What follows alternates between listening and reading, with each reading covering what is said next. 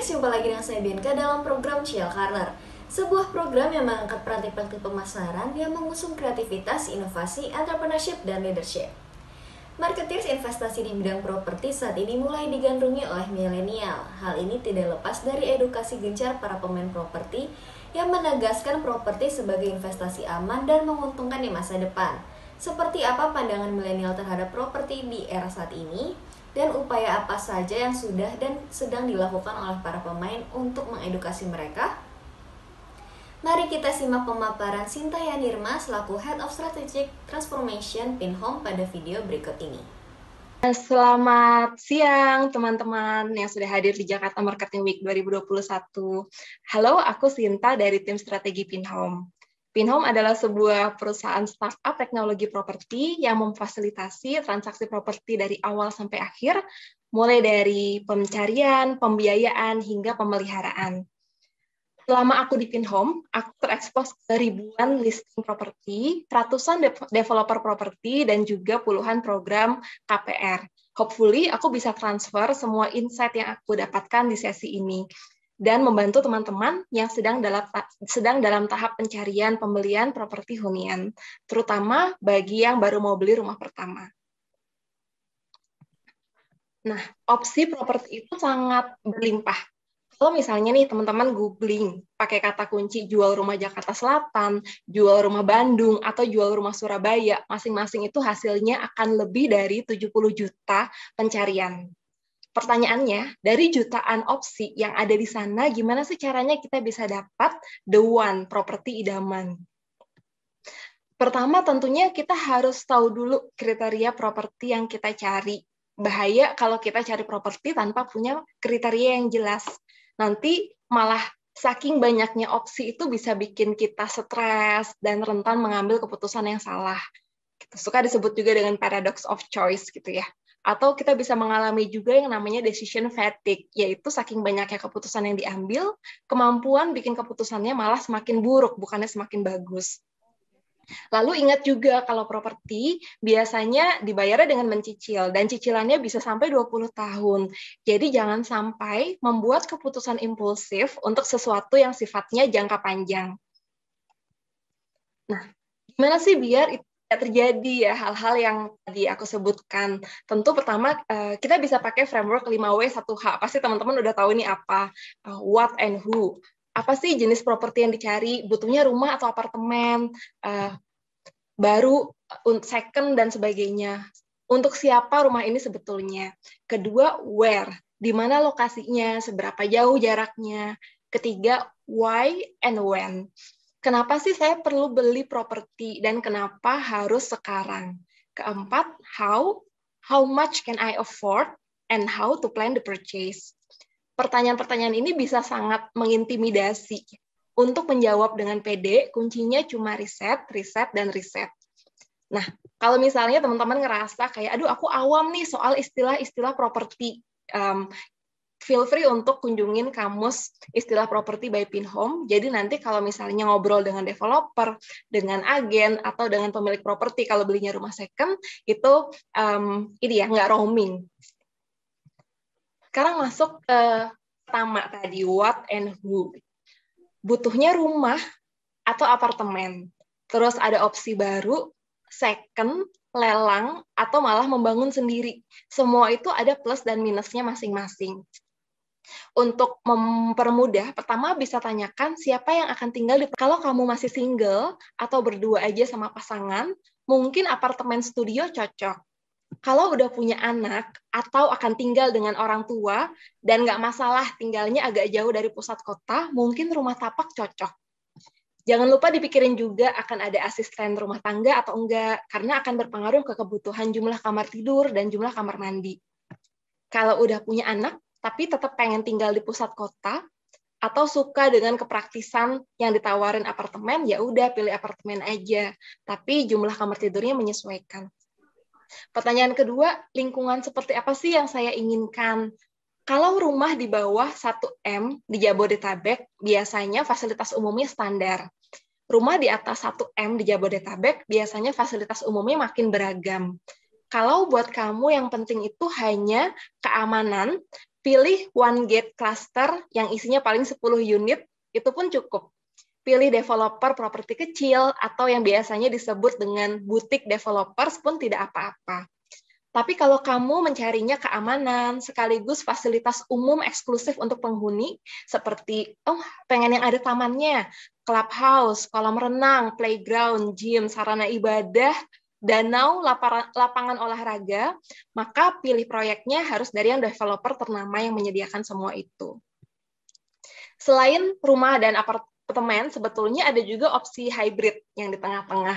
Misalnya seperti ruko atau rukos, rumah kos-kosan.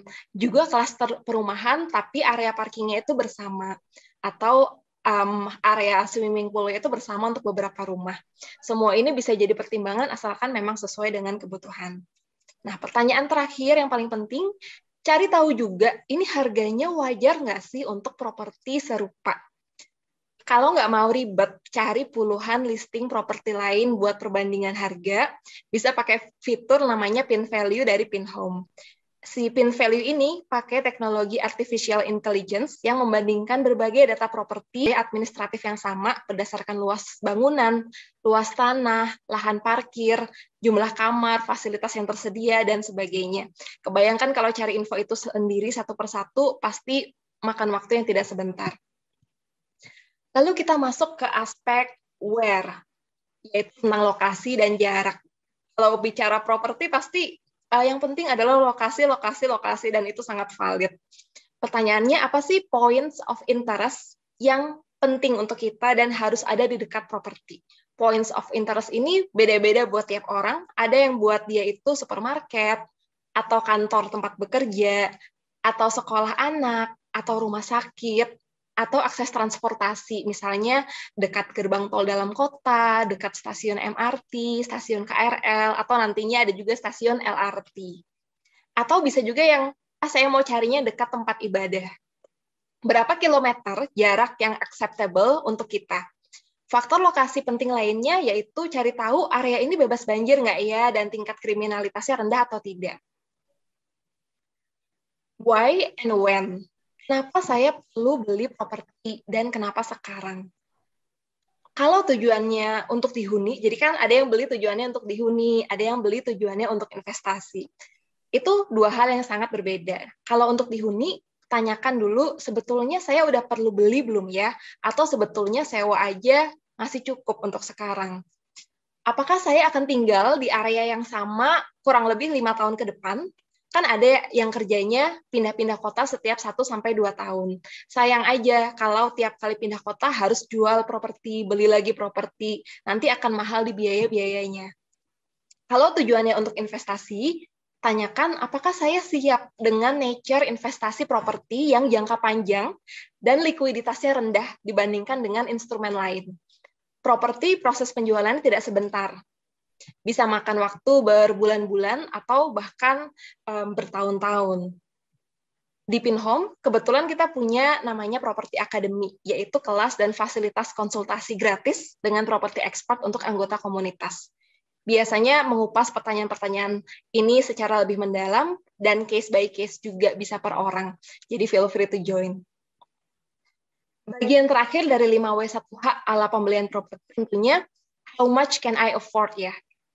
Berapa sih harga properti maksimal yang bisa saya beli dengan pendapatan sekarang?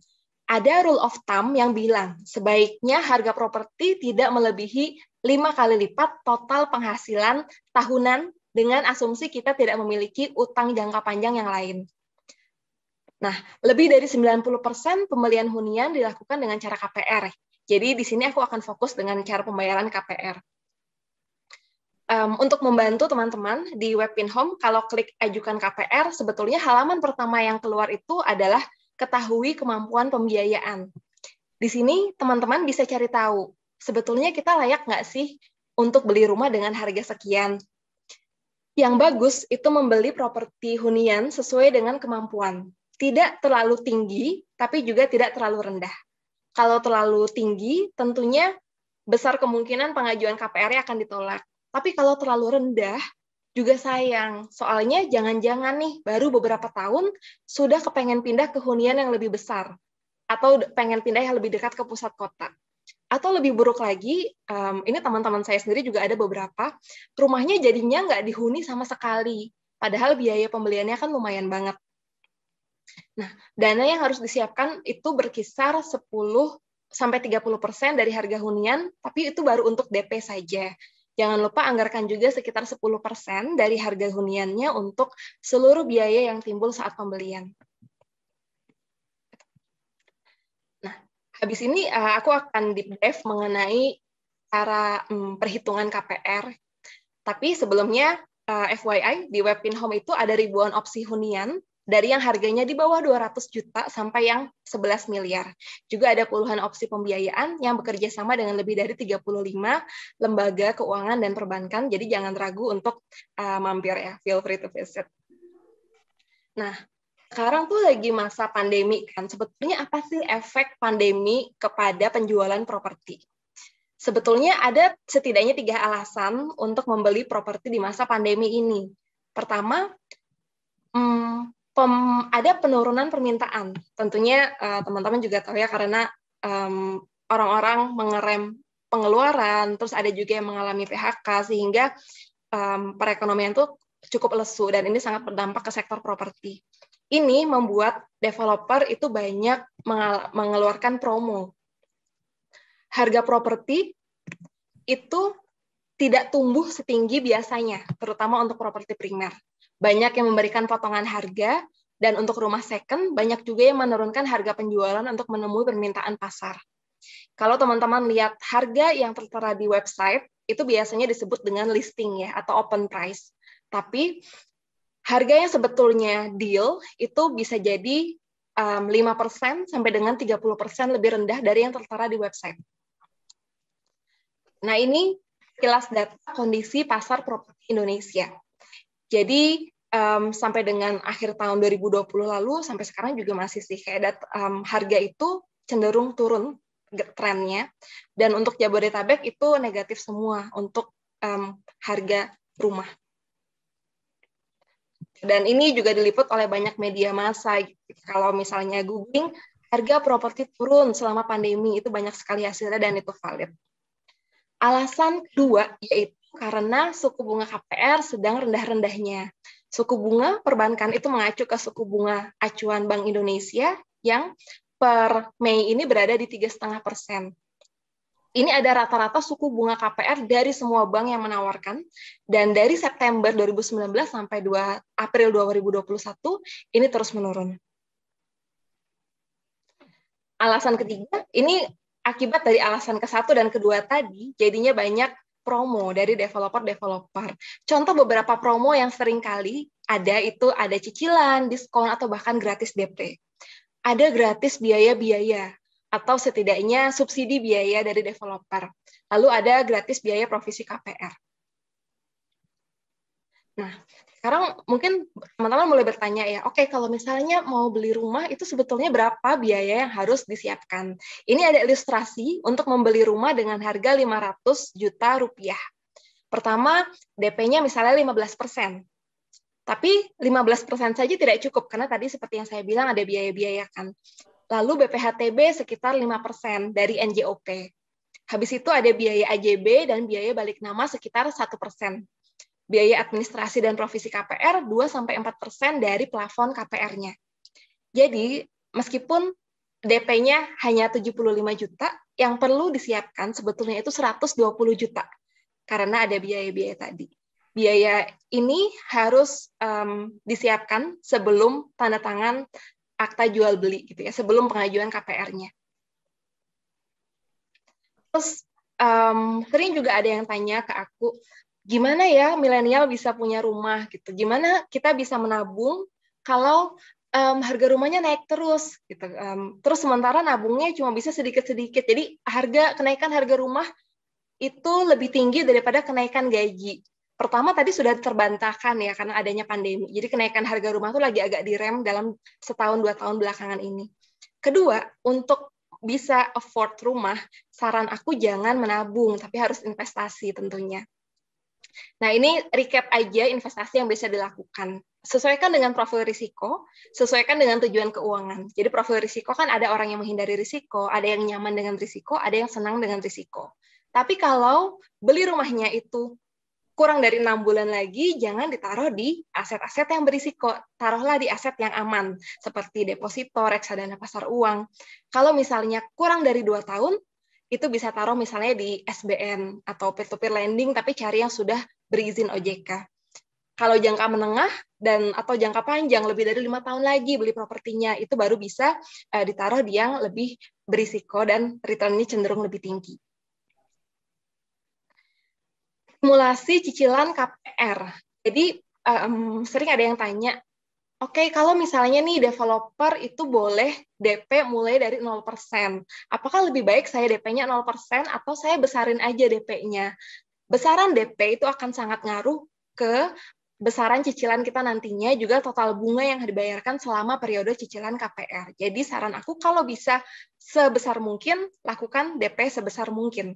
Ini sedikit simulasi aja. Nah, kalau misalnya tenor cicilannya 10 tahun, DP-nya 15%, 75 juta dari 500 juta ya. Jadi cicilannya itu akan 5,2 juta. Tapi kalau kita bisa ngumpulin DP 150 juta, cicilannya itu akan turun ke 4,2 juta. Kalau DP-nya bisa 50%, ini ideal banget sih, 250 juta, maka cicilannya cukup 3 juta saja, meskipun tenor cicilannya sama-sama 10 tahun. Dan seterusnya. Jadi untuk tenor cicilan 15 tahun atau 20 tahun biasanya ini yang paling banyak diambil. 20 tahun kalau misalnya DP 15%, maka cicilannya 3,6 juta. Tapi kalau misalnya DP-nya 50%, cicilannya 2,1 jutaan saja. Berapa sih penghasilan minimal yang harus kita punya supaya bisa nyicil tadi rumah dengan harga 500 juta? Untuk lebih lengkapnya, case by case, tadi bisa coba di simulasi KPR yang ada di web InHome ya. Tapi di sini ada range aja. Jadi kalau misalnya cicilan 10 tahun dan DP-nya 250 juta, maka minimal penghasilan itu 10 juta. Kalau DP 75 juta, minimal penghasilan 17 juta. Tapi untuk teman-teman yang keluarganya double income, jadi suami dan istri itu bekerja dan mau ajukan KPR dengan double income juga, ini adalah total penghasilan minimal yang digabung antara suami dan istri.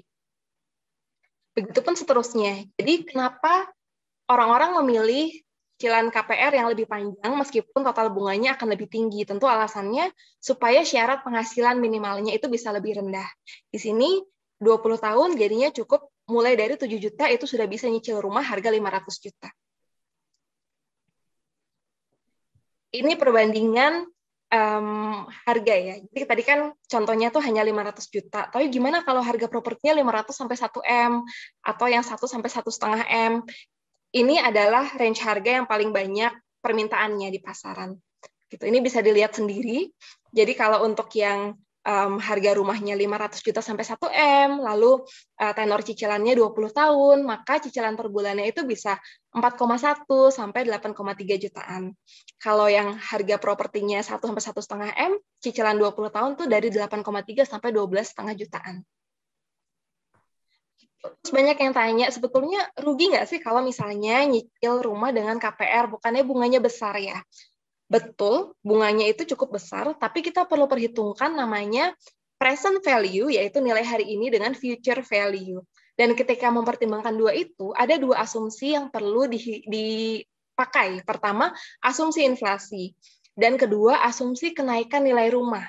Kalau misalnya kita asumsikan inflasinya 5% dan kenaikan rumah itu sekitar 7% per tahun untuk area-area yang memang fast growing, maka kalau tenor 20 tahun paling panjang sekalipun dan DP kita hanya 15%, maka total bunga itu sebetulnya tidak nyampe sepertiga dari harga rumah di nilai hari ini. Kalau misalnya tenor 10 tahun DP 50%, bahkan harga total cicilan, total bunga itu tidak lebih dari 15%. Jadi penting untuk cari rumah di lokasi yang berkembang dan harganya terus naik ya, supaya ibaratnya KPR itu worth it. Last but not least, paling sekilas aja perbandingan mengenai KPR konvensional dan KPR syariah. Gitu. Jadi bedanya adalah kalau KPR konvensional itu esensinya meminjamkan uang dan kita perlu membayar cost of fund dari pinjaman yang kita terima itu. Sementara kalau KPR syariah itu konsepnya adalah jual beli. Jadi bank itu membeli dulu rumahnya, lalu dia mengenakan margin dan menjual kembali kepada nasabah. Dan cicilannya itu dibagi rata selama periode cicilan. Sari Ayu Putih Langsat Facial Foam membersihkan dan membantu mengangkat sel kulit mati secara optimal. Sari Ayu Marta Tilaar. Sari Ayu Putih Langsat Facial Foam membersihkan dan membantu mengangkat sel kulit mati secara optimal. Sari Ayu Marta Tilaar. Marketeers teknologi digital saat ini sangat berperan dalam kehidupan sehari-hari generasi milenial. Oleh sebab itu, Pinhome yang merupakan perusahaan startup di sektor properti hadir memfasilitasi transaksi properti dari proses awal hingga akhir agar mempermudah generasi milenial mendapatkan literasi secara detail, baik dari pembelian maupun untuk menjadi pemain di ekosistem ini. Saya undur diri, sampai jumpa di episode berikutnya.